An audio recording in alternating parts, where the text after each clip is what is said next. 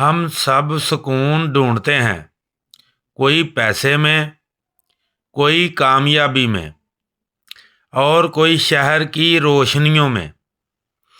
लेकिन असल सवाल ये है, सुकून मिलता कहाँ है? शहर में सब कुछ मिल जाता है, काम, पैसा, मौके, लेकिन वक्त नहीं मिलता। यहाँ जिंदगी तेज है और सांस लेना महंगा।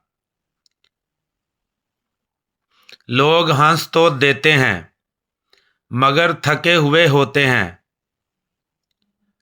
शहर की सबसे बड़ी कीमत हम अपनी खामोशी से अदा करते हैं।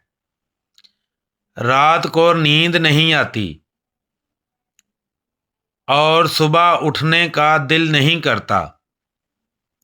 लगता है सब कुछ है, फिर भी कुछ कमी है। देहात में चीज़ें कम होती हैं, लेकिन ज़िंदगी ज़्यादा होती है। सुबह की हवा, शाम का सुकून और रात की गहरी नींद।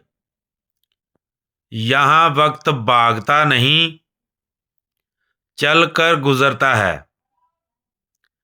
शहर कामयाबी सिखाता है, लेकिन देहात जीना। शहर मुस्तकबिल का वादा करता है और देहात आज का एहसास देता है। तब समझ आता है, सुकून किसी जगह में नहीं, सुकून बैलेंस में होता है।